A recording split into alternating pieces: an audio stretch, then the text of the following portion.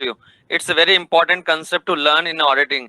Without knowing this true and fair view, you cannot identify whether what is a true, what is a error, and what is a fraud, and what kind of fraud we can see in the while doing auditing. ठीक है, तो सबसे पहले हम इसका meaning समझते हैं कि what is true and fair view. So SA का फुल फॉर्म मैंने लास्ट लेक्चर में बताया था. SA stand for standard of auditing 200. SA 200 बताता है हमारे हमको about true and fair view. That objective and audit is to express an opinion on financial statement. Financial statement means the financial statement related to, we are talking about the whatever the data they're presenting in the form of profit and loss or balance sheet or cash flow or any other explanation regarding the balance sheet or profit and loss, that's come under financial statement. So opinion helps the user of the financial statement to determine the true and fairness financial statement. True and fairness मतलब जो चीजें उसमें present की गई है वो सही है और सही तरीके से प्रेजेंट की गई है. That's called true and fair view. तो यूजर ऑफ फाइनेंशियल कौन होते हैं? जो स्टेटमेंट के like creditors, banks, income tax department, government, lenders, prospective investors. And why they require true and fair view? क्यों चाहिए उनको भाई कि सारे financial statement true and fair view होना चाहिए? सपोज आपको किसी कंपनी में इन्वेस्ट करना है या आपको उस कंपनी को लोन देना है, तो आप लोन कब दोगे? जब आपको 100% श्योरिटी होगी कि सामने वाली कंपनी अच्छी है और वो आपको फ्यूचर में आपके इन्वेस्टमेंट को रिटर्न के साथ लौटा देगी या आपके लोन को इंटरेस्ट के साथ लौटा देगी, तभी आप पैसा दोगे. अगर कंपनी में आपका फेथ ही नहीं है, फेथ नहीं तो आप पैसा दोगे क्या? नहीं लगाओगे. Whether you are a banker और whether you are a investor, आप उस कंपनी में पैसा नहीं लगाओगे क्योंकि कंपनी का कोई भरोसा नहीं है. सेकंड, आपको श्योरिटी कब आएगी?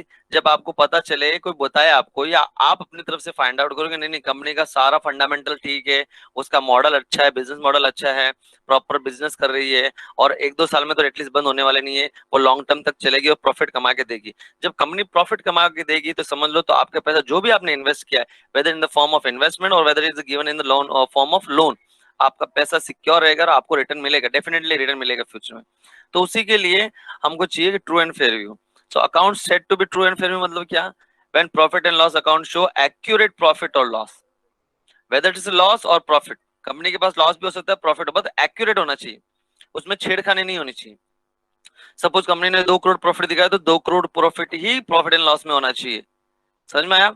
ऐसा नहीं कि 1.5 करोड़ दिखा दिया या 2.5 करोड़ दिखा दिया. No, not less and not मोर.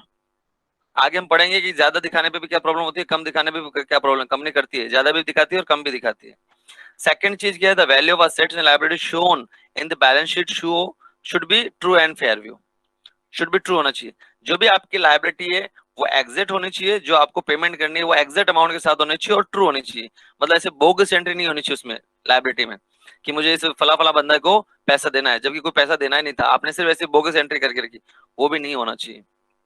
तो अगर सारे क्राइटेरिया कंप्लीट होते हैं तो उसको बोलते हैं ट्रू एंड फेयर व्यू.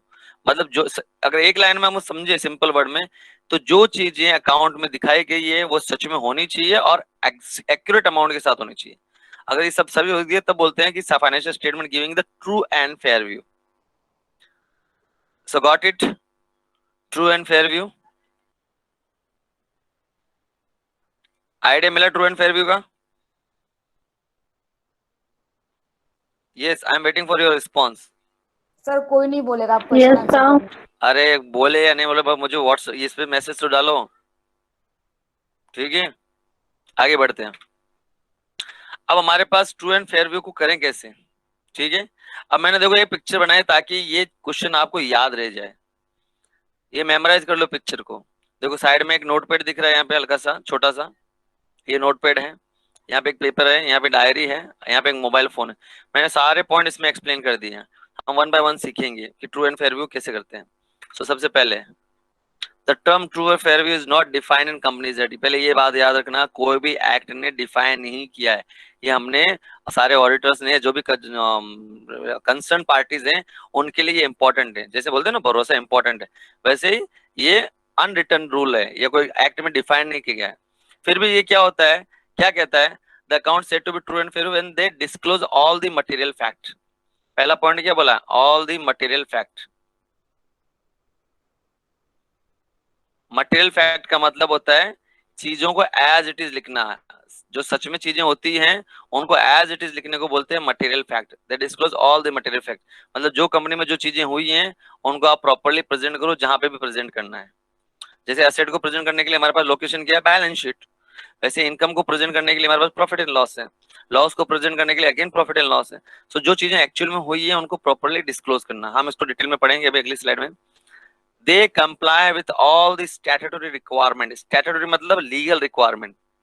जो भी अकाउंट बनाने के लिए कंपनीज ने गाइडलाइंस दे रखी है, या ICAI institute of chartered accountant of India ने जो भी गाइडलाइन दे रखी है, the company needs to follow that particular guidelines and rules and regulation. If they are not following the rules and regulation, again they are committing error और fraud. तो सारी companies को अपना लीगल रिक्वायरमेंट पूरा करना है, स्टैट्यूटरी रिक्वायरमेंट। स्टैट्यूटरी मतलब legally requirement. Third, they are in accordance with the accounting principle. कोई मुझे बताएगा अकाउंटिंग प्रिंसिपल कौन इशू किया था, कौन करता है अकाउंटिंग प्रिंसिपल, और उनका नाम क्या होता है?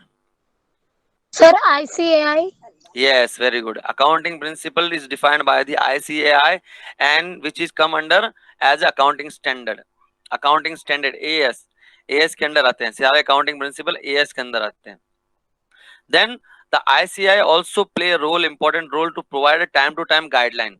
कंपनी को प्रोवाइड करती है, गाइडलाइन प्रोवाइड करती है करंट मार्केट सिचुएशन के हिसाब से या करंट सिनेरियो के हिसाब से time to time guideline provide करती है। वो गाइडलाइन को कंपनी को फॉलो करना पड़ता है, ठीक है। And there is no window dressing और सिक्योरिटीज। इस पे पूरा एक क्वेश्चन आता है, वेरी इंपॉर्टेंट क्वेश्चन है। इसको हम अगले 2 या 3 सेकंड या थर्ड लेक्चर में पढ़ेंगे। विंडो ड्रेसिंग और सिक्योरिटी रिजर्व के अंदर डिटेल में पढ़ेंगे।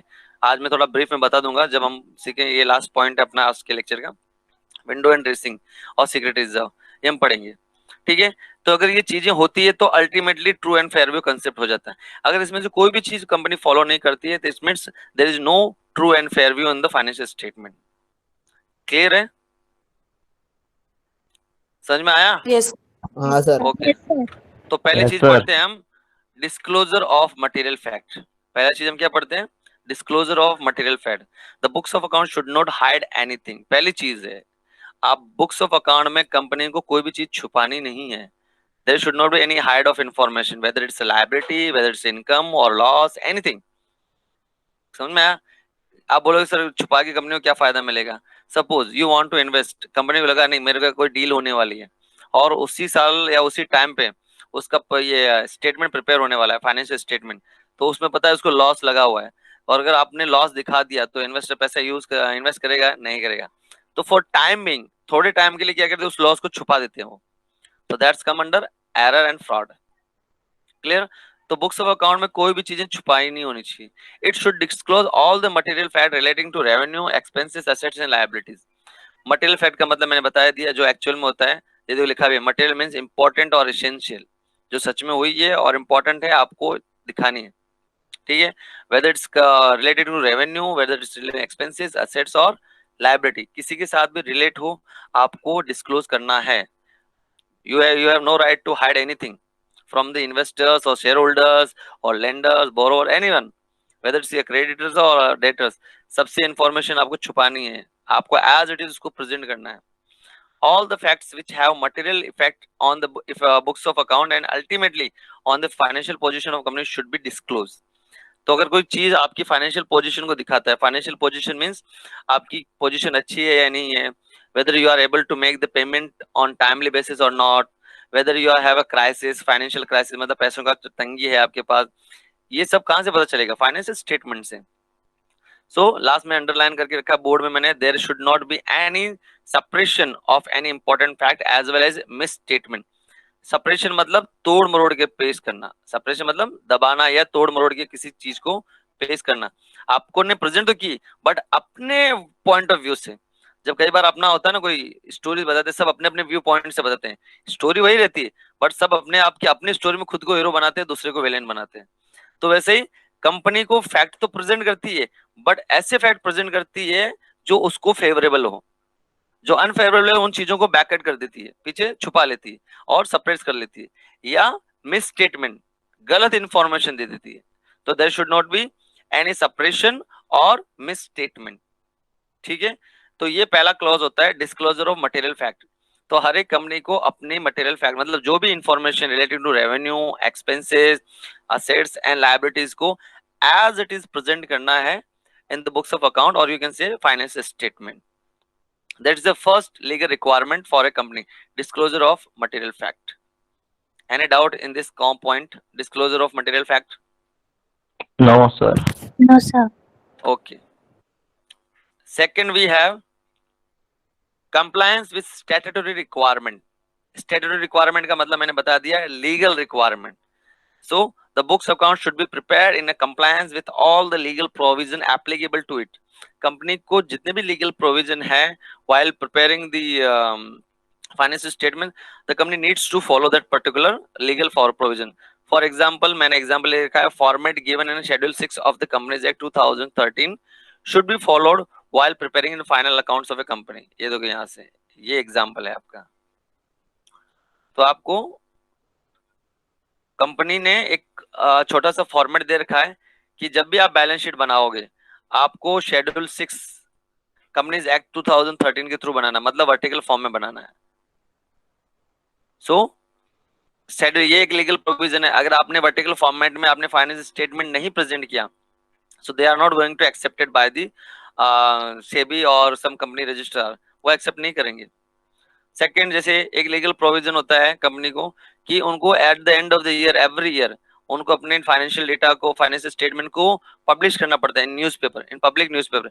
एक उसकी एक कॉपी कॉर्पोरेट अफेयर्स को जानी चाहिए, मिनिस्ट्री ऑफ कॉर्पोरेट अफेयर को जानी चाहिए, MOCA के पास. अगर वो नहीं जाती है तो वो भी एक ब्रीच करते हैं. At the same time financial statement of a bank should be prepare as per the format given in banking regulation act. अगर बैंकिंग कंपनी है तो उनको बैंकिंग रेगुलेशन एक्ट फॉलो करना है. कंपनी के लिए कंपनीज एक्ट होता है, वैसे बैंक्स के लिए बैंकिंग रेगुलेशन एक्ट होता है. Are you getting my point? तो कंपनी को जितने भी जैसे एक कंपनी है जिसने पार्टनरशिप कंपनी बनाई है तो उसको पार्टनरशिप एक्ट 1932 फॉलो करना है while preparing the financial statement. If company is registered under companies act 2013, पहले 56 था, वो कन्वर्ट होके अपग्रेड हो गया 2013 में, अमेंडमेंट होके. तो जो भी कंपनी उस एक्ट के अंडर रजिस्टर्ड हुई है, so company needs to follow the rules and regulation of that particular act. If your company is registered under Hindu undivided family act, तो आपको हिंदू अनडिवाइडेड एक्ट मतलब फैमिली बिजनेस है आपका, HUF पढ़ा ना, फैमिली बिजनेस टैक्स में पढ़ते होंगे HUF, तो उसमें हिंदू अनडिवाइडेड एक्ट का फॉलो करना आपको. If you are not following, again you are breaking the rules and regulation, then there will be a question will be raised against your financial statement. ठीक है? तो जो भी कंपनी आपकी जिस भी एक्ट के अंदर रजिस्टर्ड हुई, तो आपको सबसे पहले उस एक्ट को फॉलो करना है. उस एक्ट में जो भी प्रोविजंस दिए हैं, जो भी रूल्स एंड रेगुलेशन दिए हैं, जो भी लॉज है, क्लॉजेज हैं, वो आपको फॉलो करने हैं. ठीक है? While functioning of the company. So that is the second point, compliance with the statutory requirement. ठीक है? Then we have a third point, adhere to basic principle. Adhere to basic principles. The books account should be kept according to normal accepted accounting principles. These principles are, so basic principles होते हैं accounts के. जब भी कोई company बनती है तो उनको सबसे पहले ये बेसिक प्रिंसिपल ही फॉलो करने पड़ते हैं. अगर आप 1 by 1 देखोगे तो पहला दिख रहा है एंटिटी दिख रहा है, सेकंड गोइंग कंसर्न दिख रहा है, सी एक्रूवल दिख रहा है. ये देखो यहाँ पे है एंटिटी, फर्स्ट वन है अपना एंटिटी, बेसिक प्रिंसिपल में entity, then going concern, then C accrual, D conservation, E consistency, F materiality, G periodic comparison, and H no window dressing and secretism.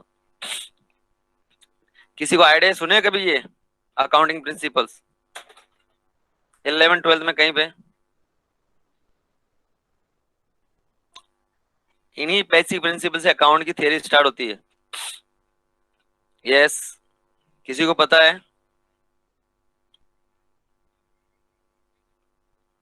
8 accounting principles.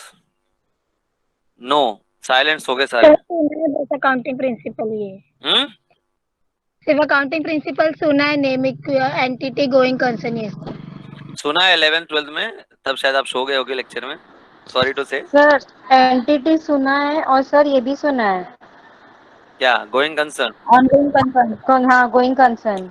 ठीक है, हम पढ़ते हैं, ठीक है। तो सबसे पहले हम एंटिटी को लेते हैं। Entity means in case of a business the owner is different from the business. हम क्या मान के चलते हैं, बिजनेस को अकाउंट्स के जब बनाते हैं, प्रिपेयर करते हैं, तब एक चीज होती है, the business person is not same as like a business, he is a separate person from the business. तो हम क्या करते हैं, जो बिजनेस हमारा जो क्रिएट होता है वो लीगल एंटिटी होता है, जिसको आपने 11th-12th में बुक्स ऑफ अकाउंट पढ़ा होगा, legal person, because the company is registered under the Companies Act, any particular act, whether partnership at 1932 or whether the Companies Act 2013, पहले 1956 था, या कॉर्पोरेट सोसाइटी एक्ट में है, या कुछ भी है, आपने कंपनी को रजिस्टर्ड किया है, उसका नाम दिया है, मतलब एक ह्यूमन बीइंग की तरह कंपनी वर्क करती है या नहीं करती, उसका नाम होता है, उसका सिग्नेचर होता है, सिग्नेचर मतलब उसका सील होता है कंपनी का, उस पर केसेस हो सकते हैं, वो बंद भी सकती है, जैसे हम इंसान मरता है वैसे कंपनी बंद भी हो सकती है, like this. So company business person से अलग होती है, आप दोनों को एक नहीं मान सकते। अगर बिजनेस में कोई गड़बड़ हुई तो आप रिस्पॉन्सिबल बना सकते हो बिजनेसमैन को, बट वो फुल्ली लायबल नहीं होगा, ठीक है। और बिजनेसमैन की वजह से अगर बिजनेस पर्सन ने कुछ गड़बड़ किया है तो जितना बिजनेस पे इफेक्ट पड़ेगा वो करेक्ट है, बट वो टोटली लायबल नहीं होगा बिजनेस के लिए। कल को अगर बिजनेसमैन मर जाता है तो इसका मतलब नहीं बिजनेस ही मर गया, नो, बिजनेस को चलाने के लिए कोई और दूसरा बंदा टेक ओवर कर लेगा, like this. So legal entity, they are separate from each other. Clear? So therefore the books of account of the business have to maintain and not of the owners or proprietor. तो हम क्या करते हैं, अलग अलग करते हैं। अगर ध्यान से आप देखोगे, हमने बहुत बार एंट्री भी की है, जब बिजनेसमैन कोई पैसा निकालता है तो डायरेक्ट हम ओनर के फंड में नहीं डालते, उसके लिए कहाँ लिखते हैं, ड्राइंग अकाउंट बनाते हैं उसके लिए अलग से और वो ड्राइंग को उसकी कैपिटल में से माइनस करते हैं, नाम नहीं लिखते ना उसका। ये तो सीखा ना हमने कि जिस कंपनी की अकाउंट बना रहे उसका नाम नहीं आता है, जिस ओनर का अकाउंट बना उसका नाम नहीं आता है, क्यों नहीं आता, because they are separate entity. Clear? Yes, sir. Then second point we have है गोइंग कंसर्न। क्या है हमारे पास, गोइंग कंसर्न। गोइंग कंसर्न मतलब एक ही चीज याद रखो, simple, the company whenever the company is forming itself या इनकॉर्पोरेट हो रही होती है, तो कंपनी का बेसिक ऑब्जेक्टिव होता है कि they want to function for a longer period of time. किसी भी कंपनी का एक बेसिक आइडिया या फंडामेंटल नहीं होता है कि just I want to operate within 2 years then I want to shut down my company, no.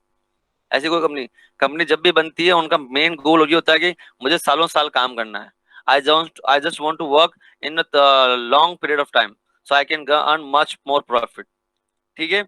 तो यही कंसेप्ट होता है जिसको वो क्या बोलते हैं, going concern. Then account should be maintain with the presumption with that the concern will continue for a number of year. तो जब भी अकाउंट बनाते हैं मान के चलते हैं कि ये बहुत साल चलेगी, तभी तो हम बैलेंस शीट बनाते हैं, अदरवाइज साल भर का रिकॉर्ड तो प्रॉफिट एंड लॉस में खत्म कर देना चाहिए था। बैलेंस शीट प्रिपेयर क्यों करते हैं, एक बार मैंने क्वेश्चन पूछा था आपको क्लास में कि why we are writing the balance sheet on the head of the balance sheet as on instead of for the year ended. Profit and loss में हम फॉर द ईयर एंडेड लिखते हैं but balance sheet में as on लिखते हैं, why? Anyone? Yes, last year में मैंने explain किया था ये पॉइंट कि बैलेंस शीट में हम एज ऑन क्यों लिखते हैं और प्रॉफिट एंड लॉस पे फॉर द ईयर एंडेड क्यों लिखते हैं। सर प्रॉफिट एंड लॉस हम लोग हर मंथ बनाते हैं, हर मंथ और आई हर year. Yes year.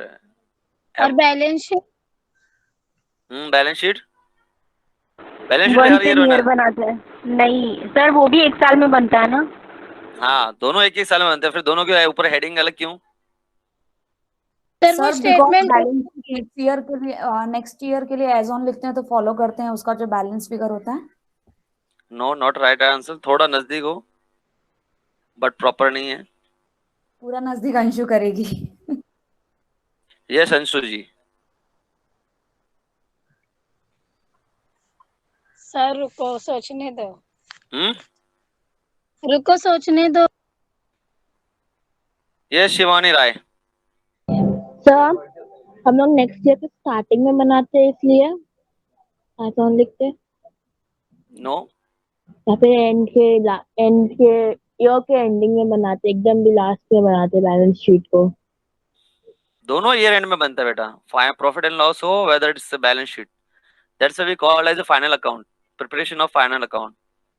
When we are talking about the preparation of final account, entirely we are talking about the profit and loss and balance sheet.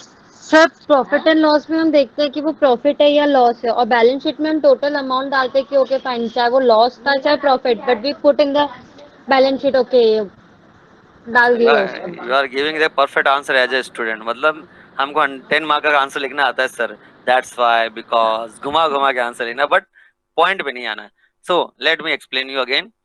So profit and loss prepared only for 1 year's information. The profit and loss given only information about the particular year in which you are preparing. Like if you're preparing profit and loss account for the year ended 2019-20, so means the information is available only for 19-20.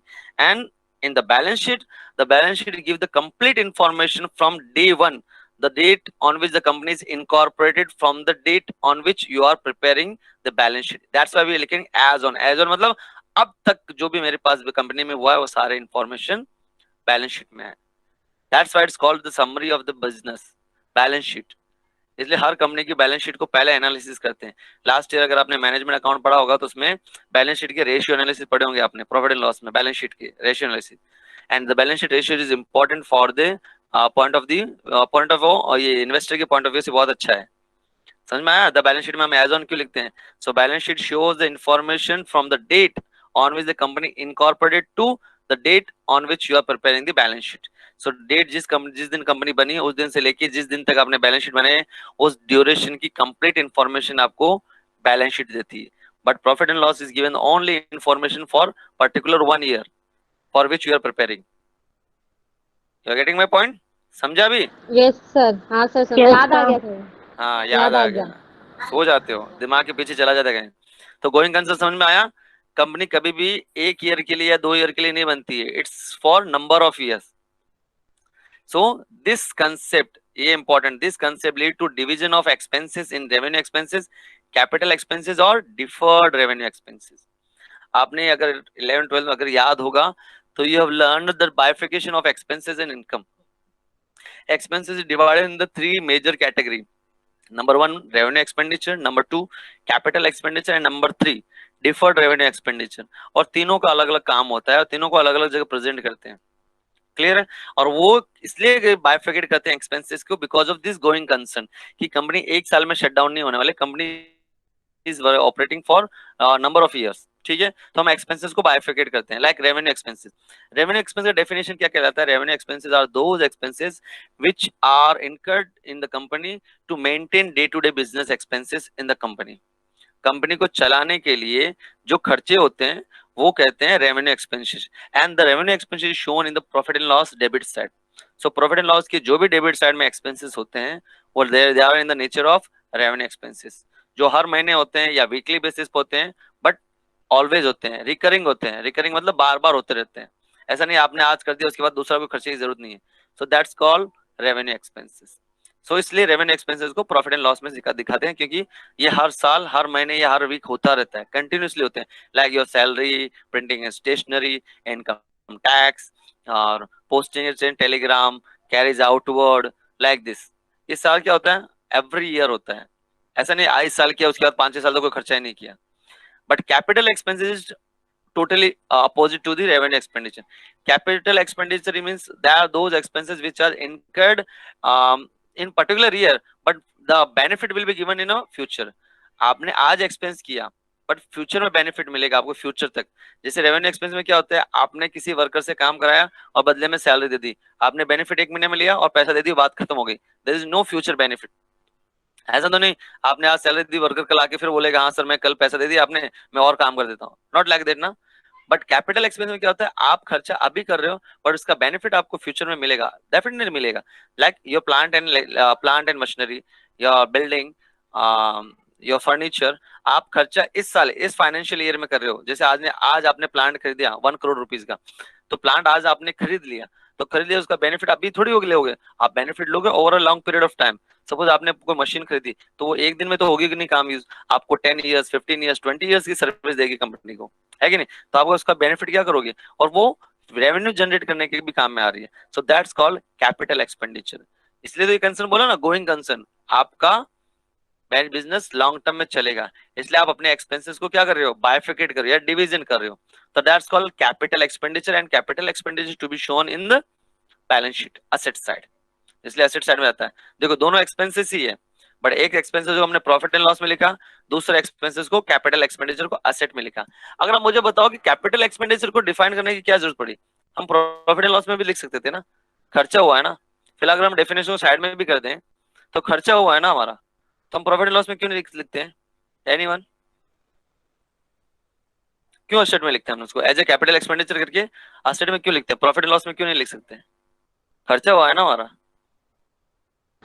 But sir वो तो manufacture पे खर्चा हुआ है ना। नहीं ऐसा कुछ नहीं, मतलब मैन्युफैक्चरिंग में होता है तो भी वो रेवेन्यू एक्सपेंडिचर आता है। लाइक अगर आप वेजेस पे कर रहे हो मैन्युफैक्चरिंग के लिए, के लिए था एक्चुअली।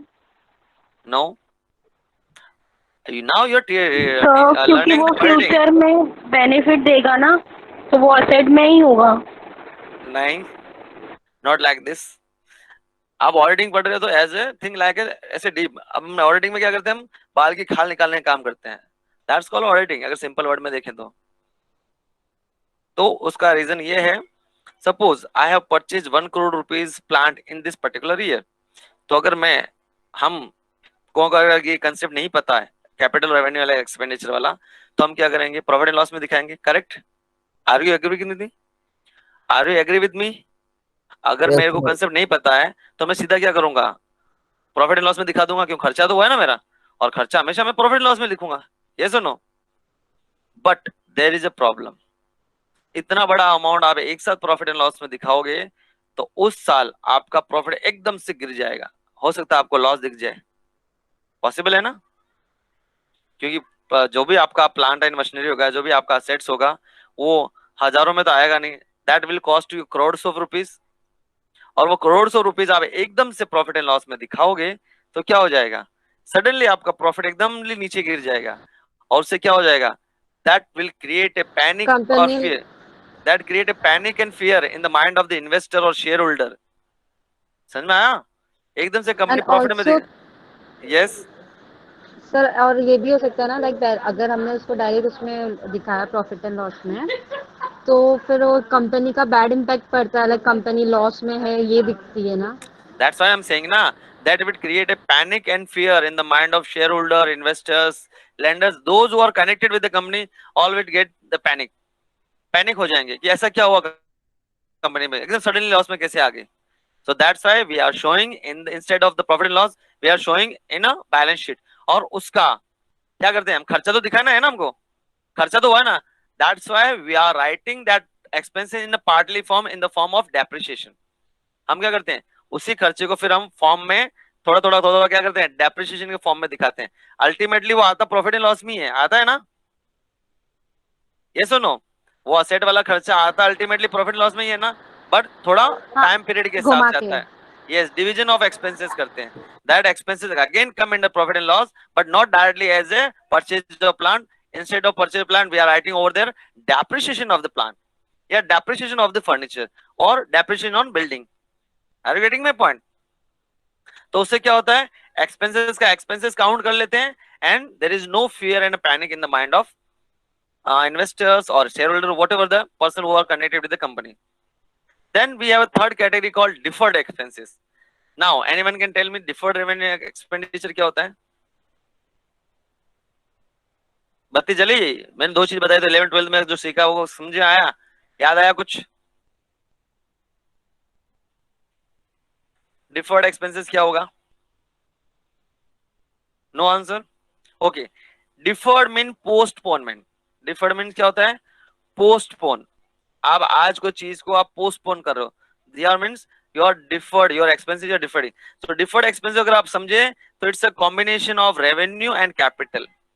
इसमें जो कुछ फीचर्स हैं इसको, उसमें कुछ रेवेन्यू वाली कंडीशन अप्लाई होती है, कुछ कैपिटल वाले एक्सपेंडिचर की अप्लाई हो जाती है। जैसे ये खर्चे होते हैं पर्टिकुलर ईयर में होते हैं, बट इसका बेनिफिट आप नहीं ले सकते हो लाइक एसेट, बट फिर भी आपको इनको फ्यूचर के लिए पोस्टपोन करना पड़ता है। समझ में आया? जैसे कैपिटल एक्सपेंडिचर हम क्या होते हैं, बेनिफिट फ्यूचर में ले पड़ते हैं, तभी इसको कैपिटल एक्सपेंस करते हैं। अगर फ्यूचर में कोई बेनिफिट नहीं होगा तो रेवेन्यू एक्सपेंस हो जाएगा। क्लियर? अब इन दोनों के नेचर का मतलब, कुछ खर्चे हैं जिसका हम फ्यूचर में बेनिफिट नहीं ले सकते बट फिर भी खर्चे हुए हैं, बट आप उसको ना तो रेवेन्यू में दिखा सकते हो ना कैपिटल, तो उसके लिए एक अलग से कैटेगरी है deferred expenditure, deferred revenue expenditure.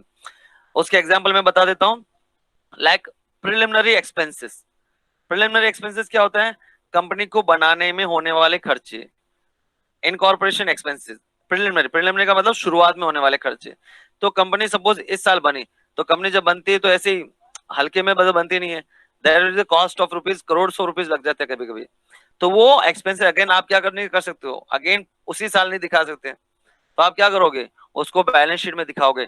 आपने बैलेंस शीट में एक मेरा हेड पढ़ा होगा ना 12th में, miscellaneous expenses should be written off, एक नीचे हेड बनता था असेट साइड में सबसे नीचे, और उसमें आप लिख देते थे प्रिलिमिनरी एक्सपेंसेस, और उसमें से थोड़ा थोड़ा राइट ऑफ कर देते 20%, 10%।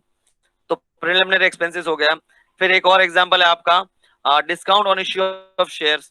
आपने शेयर इश्यू किए, डिस्काउंट दिए, लाख करोड़ सौ रुपीज के आप शेयर इश्यू करते हैं, और उस पर अगर आप डिस्काउंट देते हैं तो कॉस्ट भी कितना होगा, करोड़ सौ रुपीज में आएगा। सपोज आपने 1 करोड़ शेयर इश्यू किए, 10 का रेट का था, बट आपने 9 रुपए में इश्यू कर दिया, मतलब 1 रुपए आपने डिस्काउंट दे दिया, तो 1 करोड़ का आपका खर्चा हो गया, लॉस हो गया, डिस्काउंट मतलब लॉस हो गया। अब उस लॉस को आप प्रॉफिट एंड लॉस में डायरेक्टली नहीं दिखा सकते, क्योंकि डायरेक्टली दिखाओगे तो एकदम से 1 करोड़ की प्रॉफिट कम हो जाएगी। अगेन आप क्या करोगे, उसको अलग से हेड रखोगे, बट अलग से हेड लिखोगे असेट साइड में लिखाने का तो कंडीशन यही है कि फ्यूचर में बेनिफिट देना चाहिए। तो क्या होगा, फ्यूचर में बेनिफिट मिलेगा क्या? नहीं, आपने पैसा ले लिया, पर उस पैसे का बेनिफिट ले रहे हो, तो उस खर्चे को आप क्या करो, असेट साइड में अगेन शो कर दोगे। वर्टिकल बैलेंस शीट हम उसको लिखते हैं अदर नॉन करंट असेट में। समझ में आया? Going concern? यस हाँ सर, बट सर ये डिफॉल्ट लास्ट वाला जो आपने बोला ना, मतलब according to you are saying कि अगर जस्ट फॉर एग्जांपल आपने शेयर होल्डर का लिया, हेलो, हाँ हाँ सुन रहा हूँ बच्चा, बोलो। हाँ, तो जैसे 10 लाख का शेयर्स खरीदा, उसमें से आपने 1 लाख का डिस्काउंट देके 9 लाख का दिया, तो हम लोग को 9 लाख का 1 लाख का लॉस दिख रहा है, बट 9 लाख का प्रॉफिट भी तो दिख रहा है ना। Sorry to, there is no profit. पहली बात, वो प्रॉफिट नहीं हुआ, it's a created investment. Liability create हो गई आपके ऊपर, ऑब्लिगेशन क्रिएट हुआ, because you have 9 lakh rupees you have taken from the share holders, then the company has a obligation to pay back whenever they are share holder demanding, या हम जब भी share खरीदेंगे तो हमको लौटाने पड़ेंगे। वो प्रॉफिट नहीं है, प्रॉफिट वो होता है जो कंपनी किसी को लौटाते नहीं है। शेयर होल्डर का पैसा टाइम आने पर आपको कंपनी को लौटाना पड़ता है, लाइक इन केस ऑफ क्या बोलते हैं, लिक्विडेशन ऑफ कंपनी। लिक्विडेशन मतलब कंपनी जब बंद हो रही होती है तो आपको शेयर होल्डर को पैसा लौटाना पड़ता है, या शेयर होल्डर अपना बेच के निकलना चाहता है, अपना शेयर किसी और को ट्रांसफर करना चाहता है, तब भी कंपनी को पे करना पड़ता है, like this. So that's a obligation. तो सर आई एग्री, तो वही मेरा बोलने का मतलब वही था कि अगर 10 लाख का, अगर 1 लाख रुपया डिस्काउंट नहीं देते तो 10 लाख का हम लोग को उसको इंटरेस्ट भरना पड़ता, बट फॉर नाउ अगर हमने उसको 1 लाख Why का interest? डिस्काउंट दिया तो हमें Why interest? ना, When we are मतलब उसमें issuing the पैसा shares. इन्वेस्ट शेयर्स पे, सर शेयर्स पे हमें कुछ तो उसको प्रॉफिट, मतलब उसके पैसे पे obviously someone is investing a money in my company as a shareholder, so in return with the amount plus we have to give somehow profit or percentage of profit or interest on their First of all, investment. correct yourself. There is no interest. We are sharing the profit. Yes, you are right. We have some percentage of profit we are sharing with the shareholder. That call in a form of dividend, not हाँ interest. तो हाँ तो that only dividend, तो sir dividend हमें सिर्फ 9 लाख का देना होगा ना, 10 लाख का No, क्यों देंगे? no, 10 lakhs, 10 lakhs. That's the concept of the business accounting. आप फेस वैल्यू पे डिविडेंड इशू करते हैं, not the market value. Share का वैल्यू भी करोड़ सौ रुपए चला है, आप शेयर मार्केट में जाके देखो, कभी कोई शेयर 10 रुपए का होता है उसकी फेस वैल्यू, बट मार्केट में वो ट्रेड कर रहा होता है 1200 रुपए, 1500 रुपए में बिकता रहता है, तो कंपनी 1200-1500 रुपए पेमेंट नहीं करेगी डिविडेंड, वो 10 रुपए पे ही पेमेंट करेगी। डिविडेंड होता है उसकी फेस वैल्यू पे होता है, इसलिए हम बैलेंस शीट में हमेशा नंबर के बाद फेस वैल्यू देखते हैं। जब मैंने लास्ट टाइम मैनेजमेंट अकाउंट पढ़ाया तभी मैंने बताया था, face value is very important part. समझ में आया? सर ओके सर, समझा, थैंक Okay. यू। या सो गोइंग कंसर्न के बाद हमारा थर्ड है हमारा accrual basis. What do mean by accrual? The transaction are recorded as when they accrue और arise and not when they are actually realised. तो business का concept करता है अक्रूवल बेसिस पे, मतलब नॉर्मली हम क्या करते हैं, अगर हम बिजनेसमैन नहीं है और हम एज ए नॉर्मल, अगर हम हाउस होल्ड की बात करें, जैसे अपनी मम्मी है हाउस वाइफ है, तो वो कभी कभी मैंने देखा है कई मम्मियां क्या करती है, डायरी मेंटेन करती है अपने हाउस होल्ड एक्सपेंसेस को रिकॉर्ड करने के लिए। तो कब रिकॉर्ड करती है? जब खर्चा होता है कि नहीं? ऐसा तो नहीं लिखती है ना कि अगले महीना मेरा 10,000 खर्चा होता है मैं लिख लेती हूँ आज की डायरी में, ऐसा तो नहीं करते ना? करते हैं क्या? नहीं करते ना? या हमको नहीं, किसी को खर्चा करना है, अपने को पॉकेट मनी मिली तो हम आते पॉकेट मनी थोड़ी लिख लेते हैं ये खर्चा हो गया। हम कब लिखते हैं? जब एक्चुअल में होता है, ये सुनो। बट बिजनेस में ऐसा नहीं होता है। बिजनेस में that is called accrual basis concept, इसमें क्या कहता है, if the expenses incurred whether you are making the payment or not, but you have need to record the expenses or income whatever it may be, you should record the transaction on the basis of accrual. अगर हो गया है तो definitely आपको record करना, there is no doubt of that whether I should record or not. हो चुका है तो आपको रिकॉर्ड करना है. अक्रूवल बेसिस में क्या होता है, ट्रांजेक्शन हो चुका है बट पेमेंट नहीं हुआ है. फॉर एग्जाम्पल सैलरी, आपके बंदे ने, आपके वर्कर ने काम किया है, जो आपका ऑफिस में काम करने वाला या फैक्ट्री में जो भी काम करने वाला था, उसने 1 तारीख को ज्वाइन किया और आपने कंपनी के रूल्स में लिखा हुआ है at the end of the year you are going to make the payment to that worker और द पर्सन या ऑफिसर जो भी है. ये सुनो, ये आपका लॉज है कि आपको सपोज एक डेट भी फिक्स कर रखी है कि every month 5th of the month I will make the payment to you. ठीक है, आपने ये कंसिडर करके रखा है और उनके एग्रीमेंट में भी लिखा हुआ है. 5 तारीख आ गई बट आपने पेमेंट नहीं किया तो आप क्या उसको रिकॉर्ड नहीं करोगे सैलरी में? गिव मी आंसर, आप रिकॉर्ड करोगे या नहीं करोगे? अगर रिकॉर्ड करोगे तो कैसे रिकॉर्ड करोगे? आपको पता है आंसर. सैलरी सपोज 5 तारीख हो गई, 6 हो गई, फिर भी मैंने रिकॉर्ड नहीं, पेमेंट नहीं किया अभी तक, 6 तारीख तक पेमेंट नहीं किया, तो मैं सैलरी को रिकॉर्ड करूंगा या नहीं करूंगा? Tell me. तो सैलरी नॉट पेड डाल के रिकॉर्ड करेंगे. One by one Nicole, 1 by 1. Yes, बोलो निकोल. सैलरी नॉट पेड डाल के या फिर सैलरी रिमेनिंग डाल के रिकॉर्ड करेंगे? नहीं, अकाउंट के स्टूडेंट को पर्टिकुलर वर्ड है उसके लिए. Yes sir, Ashwini. हाँ, आउटस्टैंडिंग सैलरी. क्या बात है, ग्लेन बोला, टाइम पे बोला. Yes, outstanding salary, very good.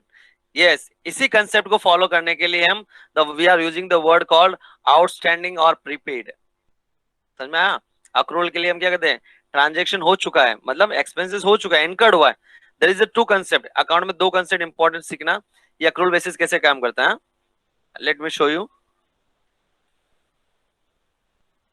2 चीज होती है, एक होता है इनकर्ड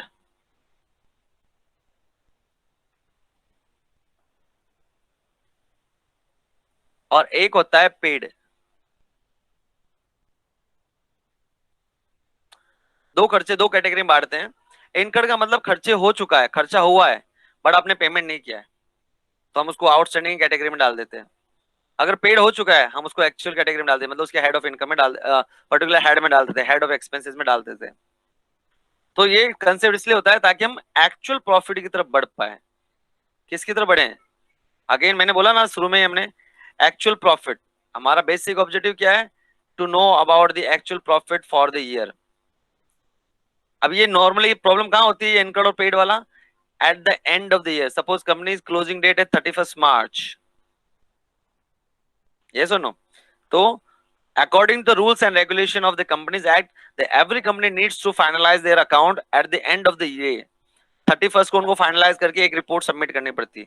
Anyhow, आपने पेमेंट किया है नहीं किया है, but you have to prepare the accounts 31st को. तो प्रिपेयर करेंगे तो अभी आपने इनकर्ड, खर्चा हो चुका है, आपने सैलरी पर्सन से सैलरी का काम करवा चुका है, वेजेस का काम हो चुका है, सब कुछ किया आपने, काम किया है, खर्चा हो चुका है. अब आप इस खर्चे को अगले साल तो लिख नहीं सकते हो, खर्चा इस साल में तो पेमेंट भी इस साल में नहीं किया आपने, और खर्चा तो शो करना है ना, ताकि तभी तो आप करंट ईयर का प्रॉफिट एक्चुअल बता पाओगे. अगर मेरा इनकर्ड हुआ, मैंने बोला नहीं मैं जब पेमेंट करूंगा तभी खर्चा दिखाऊंगा, तो आपने काम तो इस महीने करवाया इस साल और पेमेंट आप अगले साल कराओगे, तो इस साल का प्रॉफिट तो आपको क्या होगा, एकदम से बढ़ा हुआ दिखाएगा और अगले साल में एकदम से गिर जाएगा.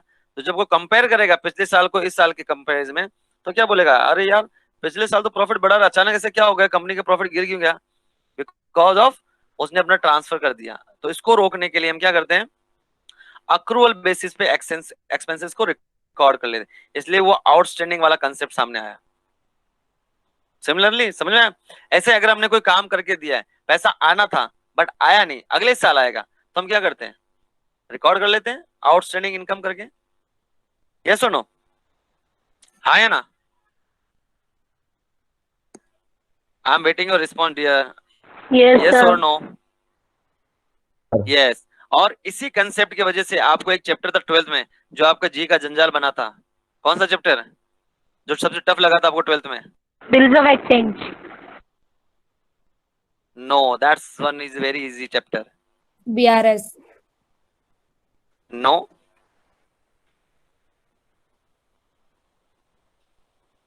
NPO. दिखा चैप्टर का नाम। NPO, yes, yes. एनपीओ में सबसे खतरनाक कौन सा पार्ट था? कौन सा?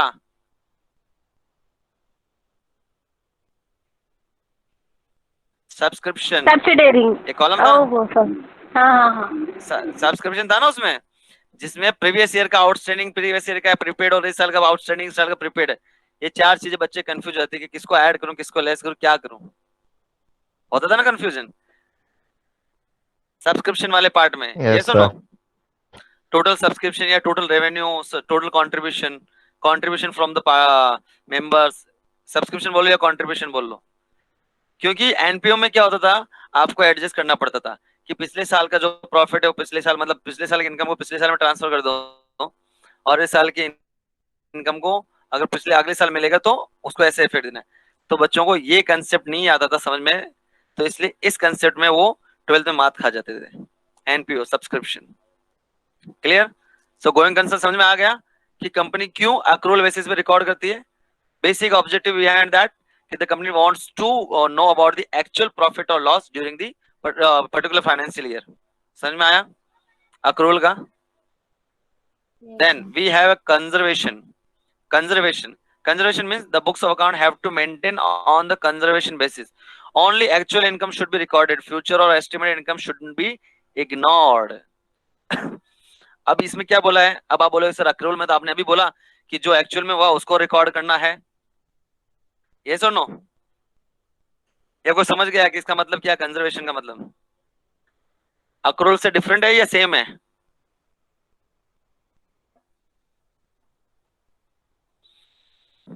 Yes,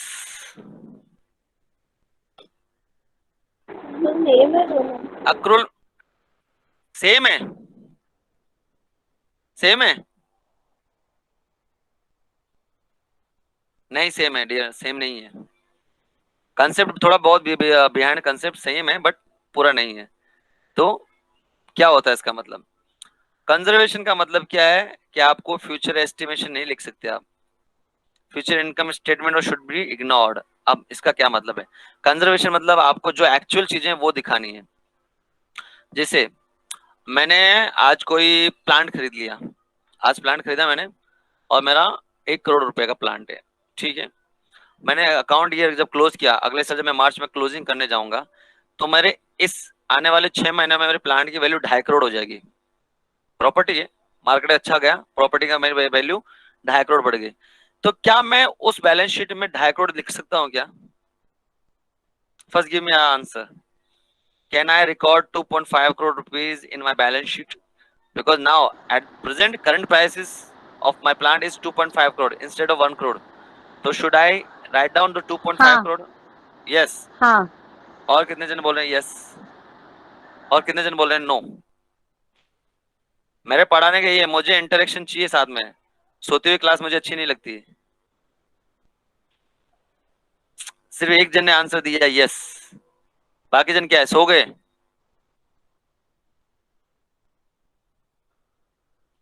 yes, Sir, please repeat the question. Repeat the question. Suppose आज क्या डेट है अपनी? 17 जुलाई। 17 जुलाई को मैंने कोई प्लांट खरीदा 1 करोड़ रुपए का, ठीक है। अगले साल क्लोजिंग डेट पे 31 मार्च 2021 को मेरे प्लांट की वैल्यू बढ़ के 2.5 करोड़ हो गई। तो मुझे वो 1 करोड़ दिखाना चाहिए या 2.5 करोड़ का दिखाना चाहिए मेरा प्लांट? मेरा क्वेश्चन ये है बैलेंस शीट में। अगर दिखाना चाहिए तो क्यों, और नहीं दिखाना चाहिए तो क्यों?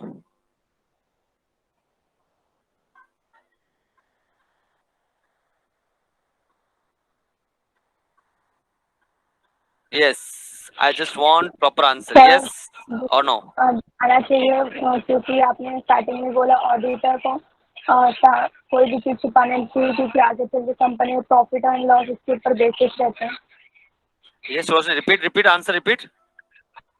आपने स्टार्टिंग में बोला था कि ऑडिटर को कभी भी कंपनी के जो ऑडिट करता है उसे हर चीज क्लियर करना चाहिए क्या प्रॉफिट हो रहा है क्या लॉस हो रहा है, क्योंकि आगे चल के फ्यूचर में वही कंप्यूटर का कंपनी का इमेज करेगा कि हाँ प्रॉफिट हो रहा है कि लॉस हो रहा है। अगर उसमें 1 करोड़ रुपया दिखाया, 2 करोड़ सम पॉइंट जो भी था वो नहीं दिखाया, प्रॉपर मेंशन नहीं किया, तो लॉस भी हो सकता है कंपनी से।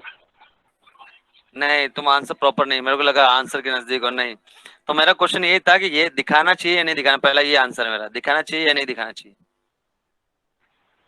whether we should show or not. Anyone else?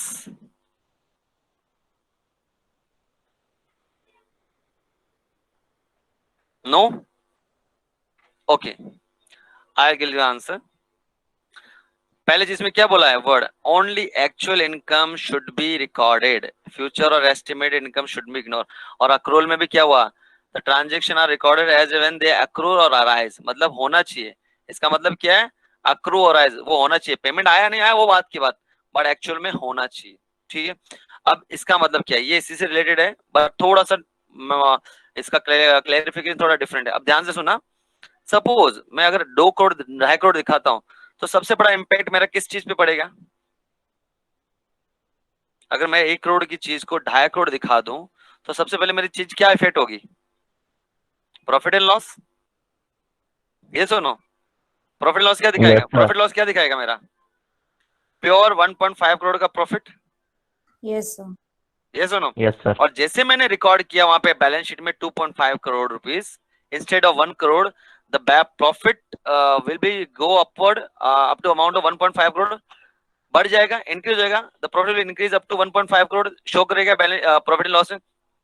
जैसे मेरा 1.5 करोड़ प्रॉफिट शो हुआ, वैसे इनकम टैक्स मेरा गला पकड़ लेगा, बोलेगा भाई ला टैक्स ला, 1.5 करोड़ पे टैक्स ला। ये सुनो, ये सुनो, yes sir. Yes. Yes, sir. But actual में आपके पॉकेट में 1.5 करोड़ आया क्या? No sir. वो सिर्फ नहीं। मार्केट वैल्यू थी, वो सिर्फ No, sir. मार्केट वैल्यू थी, आपने बेचा नहीं है प्लांट को, बेचोगे तो प्रॉफिट होगा, प्रॉफिट होगा तो आप इनकम टैक्स दोगे। लेकिन आपने जैसे बैलेंस शीट में 2.5 करोड़ दिखाया, तो आपको क्या करना पड़ेगा, income tax government Income tax pay. पे करना पड़ेगा, जबकि एक्चुअल में आपके पॉकेट में 1 भी कोई रुपया आएगा, बट आया है नहीं, लेकिन नहीं। टैक्स लायबिलिटी जनरेट हो जाएगी ना। इसलिए हम मार्केट वैल्यू पे कोई भी चीज को रिकॉर्ड नहीं करते, इसलिए वर्ड क्या है, only actual income should be recorded, future और estimated income should be ignored. इसलिए हम इग्नोर कर देते हैं, इसलिए हम क्या कर देते हैं, उसको इग्नोर मार देते हैं। समझ में आया? जब तक वो प्लांट Yes, बिकेगा sir. नहीं तब तक हम record, that's called conservation, that's called concept of conservation. Understood? समझ Yes, में आया? sir. एक्रूअल और कंजर्वेशन समझ में आया? Yes sir. Okay, yes sir. Then we have a consistency. Consistency का मतलब आपका वही है, गोइंग कंसर्न से रिलेटेड है। Same accounting policies have to be followed consistently from year to year. आपको क्या करना है, जो भी आपने अपने रूल्स एंड रेगुलेशन कंपनी के लिए बनाया है, मेमोरेंडम एसोसिएशन और आर्टिकल ऑफ मतलब एमओए और एओए में, आपको वो रूल्स एंड रेगुलेशन और पॉलिसीज आपको फॉलो करनी है year by year without any change. अगर आपको चेंज करना है तो आपको उसका रेट्रोस्पेक्टिव चेंजेस भी आपको प्रीवियस ईयर में दिखाना है। इसको एग्जांपल से समझते हैं। कंसिस्टेंसी का मतलब क्या है, आपको पता है डेप्रिसिएशन, आपको पता है, I hope everyone know the depreciation. Yes और no? What is the depreciation?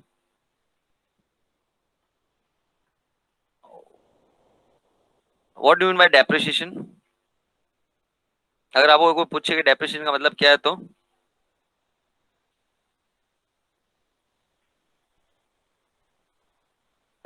Depreciation charge on asset, and we are deducting amount that asset. Yes, it means अगर डेप्रिसिएशन अगर एक लाइन में बोले तो it's a slowly and gradual reduction in the amount of the assets, so we are showing as a depreciation. Asset की value में क्या होता है, स्लोली ग्रेजुअली रिडक्शन होता रहता है ईयर बाय ईयर, उसको हम क्या कहते हैं, in the form of depreciation हम रिकॉर्ड कर लेते हैं। ठीक है, तो हम डेप्रिसिएशन हम क्या करते हैं, we have two method, depreciation के 2 मेथड हैं कैलकुलेट करने के। Number 1 straight line method and number 2 WDV मतलब written down value method. Straight line method में अगर कंपनी यूज कर रही है तो वो क्या करेगी, स्ट्रेट फॉरवर्ड हर साल सेम अमाउंट से डेप्रिसिएशन यूज करेगी। सपोज कंपनी के पास कोई बिल्डिंग है 10 लाख रुपीस की, और उसने कंसेप्ट फॉलो कर रखा है कि मुझे डेप्रिसिएशन चार्ज करना है मेरे एसेट पे स्ट्रेट लाइन मेथड, और उसने 10% बनाया, तो 10 लाख का 10% कितना होता है, 1 लाख रुपया। 10 लाख का 10% कितना होता है, 1 लाख रुपया। तो आप क्या करोगे, 1 लाख रुपए को लिख लोगे, सपोज ये 10 लाख था, एक मिनट, सपोज ये 10 लाख है आपके पास, आपकी बिल्डिंग 10 लाख है, और आपने क्या किया, स्ट्रेट लाइन 10% डेप्रिसिएशन चार्ज करने के लिए बोला कि मैं 10% depreciation straight line method follow करूंगा, SLM फॉलो करूंगा, straight line method. So 10 lakh का 10% हो जाएगा 1 लाख रुपीज, ये सुनो। So remaining the asset value will come down to 9 lakh rupees, ये सुनो। और ये 1 लाख रुपए आप कहाँ लिखाओगे, प्रॉफिट एंड लॉस में, ये सुनो, ये सुनो। Yes, second sir. Case Yes, है, if the company following WDV method, if company following WDV method, first year में 1 लाख दिखाओगे, सेकंड ईयर में वो 1 लाख दिखाएगा, बिकॉज स्ट्रेट लाइन का कंसेप्ट ही यही है कि सेम आपको डेप्रिसिएशन शो करना है, तो बाद में 8 लाख आ जाएगा, ठीक है। अगेन आप प्रॉफिट एंड लॉस में दिखाओगे इसको 1 लाख रुपीज, बराबर। अब WDV में क्या होता है, हम रिटर्न डाउन वैल्यू पे डेप्रिसिएशन निकालते हैं। अगेन सेम एग्जांपल ले रहा हूँ, बिल्डिंग का 10 लाख रुपीज है, 10% डेप है, डेप का रेट मैंने चेंज नहीं किया है, but I am talking the change in the concept of depreciation या मेथड ऑफ डेप्रिसिएशन में चेंज हुआ है। तो फर्स्ट ईयर में सेम रहेगा, 1 लाख का 1 लाख रहेगा, there will be no change, क्योंकि 10 लाख का 10% 1 लाख होगा, बैलेंस बचेगा 9 lakh rupees. But second year में अब डेप्रिसिएशन आप क्या करोगे, ये 10 लाख पे नहीं चार्ज करोगे, क्योंकि आपने कौन सा कंसेप्ट यूज करे हो, WDV मेथड। WDV मतलब रिटर्न डाउन वैल्यू, मतलब जो वैल्यू कम होके वो बैठी है उस पे आप डेप्रिसिएशन चार्ज करोगे। तो अब 10 लाख की जगह अब 9 लाख पे 10% चार्ज करोगे तो क्या आ जाएगा, 90,000, ठीक है। तो पहले केस में क्या होगा, अगर कंपनी स्ट्रेट लाइन मेथड की तरफ जाती है तो फर्स्ट ईयर में तो डेप सेम है दोनों का, तो प्रॉफिट एंड लॉस पे कोई इफेक्ट नहीं पड़ेगा।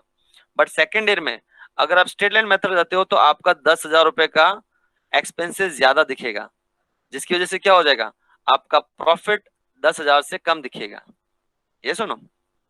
अगर आप कंपेयर करोगे इस वाले मेथड से, क्योंकि इस वाले मेथड के हिसाब से डेप्रिसिएशन कितना है, 10,000 की जगह 9,000 है, सॉरी 90,000 नहीं है, हाँ सॉरी 90,000 है ना, 9 लाख का 10% 90,000, सो 90,000 है।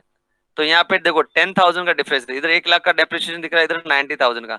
तो इस वाले अगर ये मेथड फॉलो करते हैं तो कंपनी को 10,000 का प्रॉफिट दिखेगा बैलेंस शीट में, सॉरी प्रॉफिट लॉस में, बैलेंस शीट में नहीं, प्रॉफिट एंड लॉस में। और अगर ये मेथड जाते हैं और इसको कंपेयर करते हैं तो 10,000 का कंपैरिजन दिखेगा। तो कंपनी क्या कर सकती है, ऐसे स्विच ओवर नहीं कर सकती कि नहीं मुझे सर प्रॉफिट दिखाना है तो मैं straight line WDV method follow कर रहा हूँ, फिर कभी उन्होंने मुझे एक्सपेंस से ज्यादा दिखाना है तो वो WDV से वापस स्ट्रेट लाइन पे आ गए, नॉट लाइक दैट। आप मेथड या पॉलिसीज आप चेंज नहीं कर सकते as and when you want, no, आपको कंसिस्टेंसी रखना है। आपने एक बार कोई पॉलिसी फॉलो कर ली है तो आपको ईयर एंड ईयर आपको सेम पॉलिसी फॉलो करना है। अगर आपको चेंज करना है स्ट्रेट लाइन से WDV में तो आपको पूरा डे 1 से वापस चेंजेस दिखाना पड़ेगा, आपको कन्वर्ट करना पड़ेगा। जिस दिन आपने ये एसेट खरीदा है उस एसेट को वापस WDV रेट से वापस आपको चार्ज करके करंट डेट पे पहुंचना है या WDV से आप स्ट्रेट लाइन की तरफ जा रहे हो तो अगेन डे 1 से उस एसेट को कन्वर्ट करना पड़ेगा स्ट्रेट लाइन में। समझ में आया? Yes, yes. sir. हाँ सर, तो दिस इज कॉल्ड कंसिस्टेंसी। तो आप रूल्स को चेंज नहीं कर सकते। एक बार आपने कोई मेथड या रूल अप्लाई कर लिया अपनी कंपनी में, आपको ईयर बाय ईयर वही फॉलो करना है। देन बट सर ऐसा मटेरियलिटी, क्यों नेक्स्ट ईयर, मतलब जैसे 2020 में मैंने अगर WDC मेथड अपनाया तो मैं 2021 में स्ट्रेट लाइन मेथड फॉलो कर सकती हूँ ना? मतलब मेरा ईयर चेंज, मेरा मेथड चेंज, मेरा पूरा नहीं, बुक चेंज, मेरा अकाउंट चेंज। आपकी कंपनी चेंज नहीं हुई, आप लीगली बाउंड हो, आप लीगली बाउंड हो। समझ में आया? तो सर कौन सा मेथड बेस्ट होता है, लाइक WDC या स्ट्रेट लाइन मेथड, कौन सा अच्छा होता है? Both method are important. दोनों का मतलब मैंने अभी वही सिखाया आपको कि एसेट की वैल्यू को जो आपने एकदम से खर्चा किया है उसको आपको प्रॉफिट एंड लॉस में तो दिखाना है, तो आप क्या करते हो, ईयर बाय उसको थोड़ा थोड़ा करके दिखाते हो।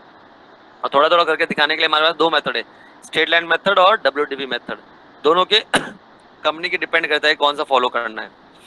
अगर WDV में जाओगे तो WDV में आपको क्या करेगा, स्टार्ट में वो आपका प्रॉफिट कम दिखाएगा, but the end of the year जब उसकी लाइफ खत्म हो रही है एसेट की तो डेप्रिसिएशन बहुत कम आएगा और प्रॉफिट एकदम से ज्यादा दिखेगा। जबकि स्ट्रेट लाइन में क्या होता है, सेम अमाउंट ऑफ आपका डेप्रिसिएशन आप सब जगह दिखा रहे हो हर ईयर, तो डेप्रिसिएशन की वजह से आपके प्रॉफिट में कोई चेंजेस नहीं आएगा, बट डब्ल्यूडीवी में चेंजेस आ रहा है जस्ट बिकॉज ऑफ डेप्रिसिएशन, क्योंकि हर साल डेप्रिसिएशन अमाउंट कम होता जाएगा, हायर टू लोअर, तो हर साल आपका प्रॉफिट एसेट की वजह से आपका प्रॉफिट थोड़ा थोड़ा थोड़ा बढ़ता हुआ दिखेगा। क्लियर है? तो आप चेंज नहीं कर सकते, अगर आप ऐसे चेंज करोगे तो इनकम टैक्स वाले सबसे पहले पकड़ेंगे वो बोले कि आप अपने इनकम टैक्स को कम करने के लिए आप खेल रहे हो हमारे साथ, कभी प्रॉफिट कम दिखा रहे हो कभी ज्यादा दिखा रहे हो, so it's not consider right. Clear?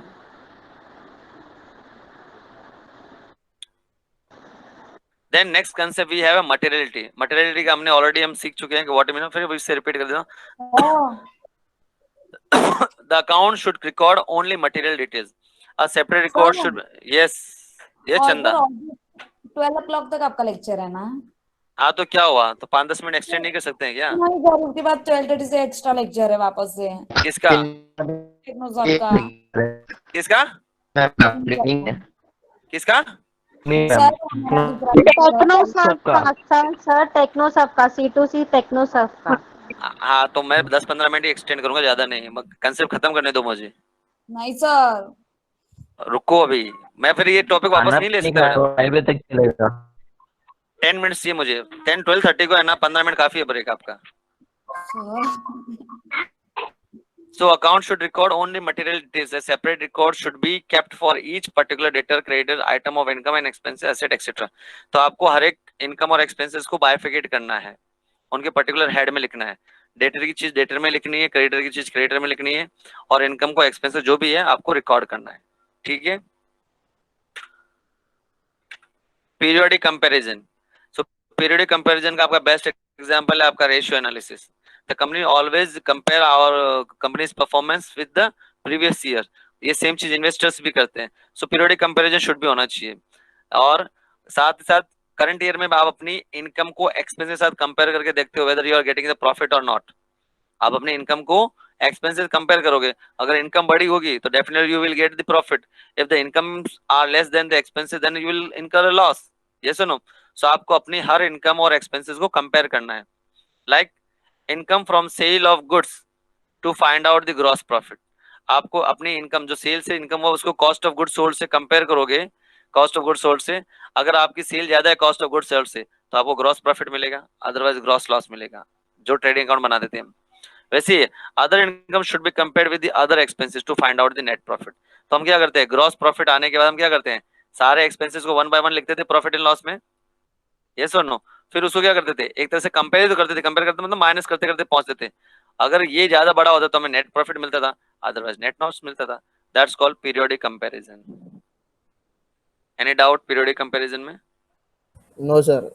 Okay, then we have a last part, no window dressing and no secret reserve. Window dressing मतलब अगर सिंपल वर्ड में समझे तो मेकअप करना, कंपनी का मेकअप करना। मेकअप का मतलब क्या होता है, कम खूबसूरत चीज को और अच्छा खूबसूरत सजावट और अच्छे से दिखाना ताकि आंखों को अच्छा लगे या सामने वाले का क्या हो जाए, अट्रैक्ट हो जाए। सिमिलरली कंपनी भी विंडो ड्रेसिंग ऐसे ही करती है। विंडो ड्रेसिंग का मतलब ये होता है कंपनी की सिचुएशन खराब है, company is not able to perform well in the particular year or in past couple of years, and it company is not able to make such huge profit to attract the investors. But if the company show actual performance to the investor, it is possible the investor can withdraw their money from the company, withdraw कर सकते हैं, या company का कोई project है और उसको loan चाहिए तो कोई भी बैंक या कोई भी फाइनेंशियल इंस्टीट्यूशन उसको लोन नहीं देगा, तो उसके लिए क्या करती है कंपनी, ऐसा मेकओवर करती है कि कुछ खर्चों को एक्सपेंस को इनकम में कन्वर्ट कर देती है, इनकम कम हो उसको ज्यादा दिखा देती है। That's called window dressing. समझ में आया? That's called window dressing. Secret reserve इसका जस्ट अपोजिट, कंपनी बहुत अच्छा परफॉर्म कर रही है but anyhow company want to hide some profit, उसको क्या करती है, या इनकम को कम दिखाना चाहती है तो अपने प्रॉफिट और इनकम को कम दिखा देती है, सीक्रेटली छुपा के रख लेती है साइड में फॉर फ्यूचर इवेंट या फ्यूचर बेनिफिट के लिए, तो उसको बोलते हैं सीक्रेट रिजर्व। डिटेल में हम इसको अलग से पढ़ेंगे, चैप्टर पूरा 10 से ये 8 मार्क का या 15 मार्क का क्वेश्चन बैठता है, उसके लिए हम पूरा डिटेल में पढ़ेंगे। सिर्फ इतना याद रखो, window dressing means the company showing much better position of the company than the actual worst position. Company की खराब हालत है बट एक्चुअल में अच्छा दिखा रही है। सीक्रेट रिजर्व में उल्टा है, company is not performing, company performing well and is showing the good amount of profit, but company is showing less profit or income in a financial statement. That's the secret is the, ठीक है.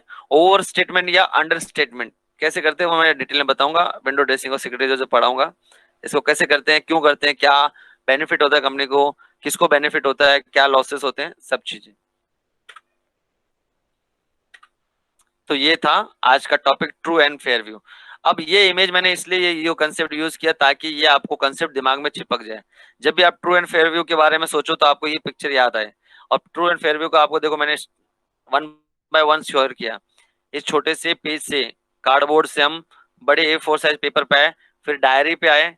Diary का मतलब क्या होता है, कुछ rules and regulation बनाते हैं ना, इसलिए मैंने कंप्लायंस वाला पॉइंट इस पे लिखा है. उसके बाद मोबाइल पे जैसे अलर्ट होते हैं, कुछ रूल्स होते हैं, टाइम टाइम अलर्ट मिलते रहते हैं, वैसे कंपनी को कुछ बेसिक प्रिंसिपल फॉलो करने पड़ते हैं. इसलिए देखो 1 by 1 मैंने शो किए. आपको दिमाग में ये पिक्चर बैठा लो ट्रू एंड फेयर व्यू को, तो याद रहेगा. हाँ, ट्रू एंड फेयर मतलब सर ने वो पिक्चर दिखाई थी, तो वो इमेज से आपको याद रहने के लिए इजी रहेगा. अंडरस्टूड? Any doubt? सर तो मैं अटेंडेंस ले लेता हूँ, उसके बाद सेशन हम रोक देते हैं.